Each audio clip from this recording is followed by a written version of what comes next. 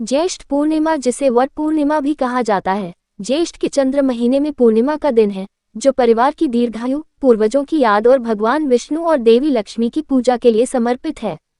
विवाहित महिलाएं अक्सर अपने पति की सलामती के लिए व्रत रखती हैं और बरगद के पेड़ के नीचे विशेष अनुष्ठान करती हैं। इस वर्ष ज्येष्ठ पूर्णिमा 10 जून 2025 को है। जानिए ज्येष्ठ पूर्णिमा का महत्व। ज्येष्ठ पूर्णिमा सावित्री से जुड़ी है, जिन्होंने अपने विवाहित जीवन में भक्ति और पवित्रता का परिचय दिया।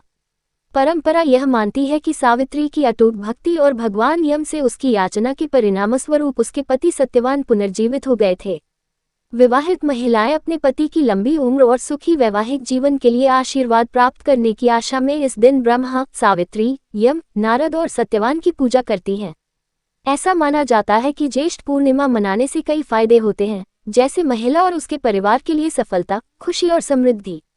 ऐसा माना जाता है कि जो विवाहित महिलाएं इस दिन व्रत रखती हैं, उनका वैवाहिक जीवन लंबा और सुखमय होता है।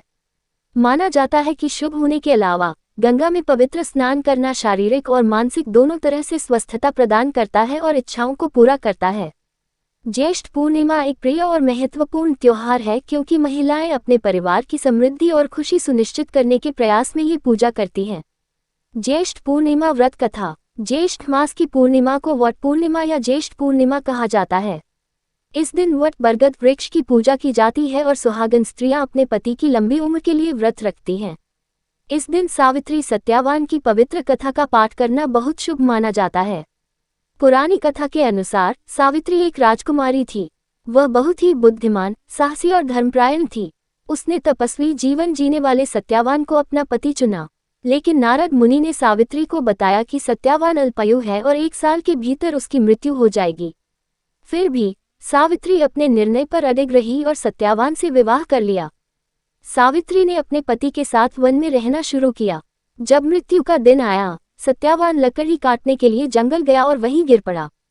यमराज उसकी आत्मा लेने आए, लेकिन सावित्री ने यमराज का पीछा किया और उनसे धर्म की बातें करते हुए उनका दिल जीत लिया।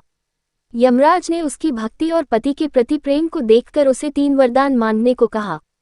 सावित्री ने पहले अपने ससुर का खोया हुआ राज्य वापस मांगा, दूसरा 100 पुत्रों का वर मांगा और तीसरे वरदान में सत्यवान का जीवन मांगा। यमराज वचन से बंधे थे, इसलिए उन्होंने सत्यवान को जीवनदान दे दिया। इस तरह सावित्री की बुद्धिमत्ता, प्रेम और तप से सत्यवान को नया जीवन मिला।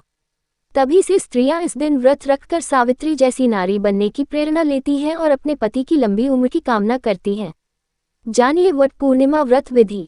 विवाहित महिलाएं सुबह होने से पहले उठती हैं, उत्सव की पोशाक पहनती हैं और व्रत रखती हैं। सूर्योदय के समय वे बरगद के पेड़ के चारों ओर इकट्ठा होते हैं। उसकी जड़ों पर फूल, अक्षत, हल्दी के साथ चावल और मीठा पानी चढ़ाते हैं। वे पेड़ की 3 बार परिक्रमा करते हैं। प्रत्येक परिक्रमा पर कच्चा सूती धागा बांधते हैं, फिर बड़ों का आशीर्वाद लेते हैं। उपयोग किए गए कपड़े और श्रृंगार किसी बुजुर्ग विवाहित महिला को उपहार में दिए जाते हैं। अनुष्ठान का समापन विष्णु और लक्ष्मी को समर्पित मंत्रों के साथ होता है।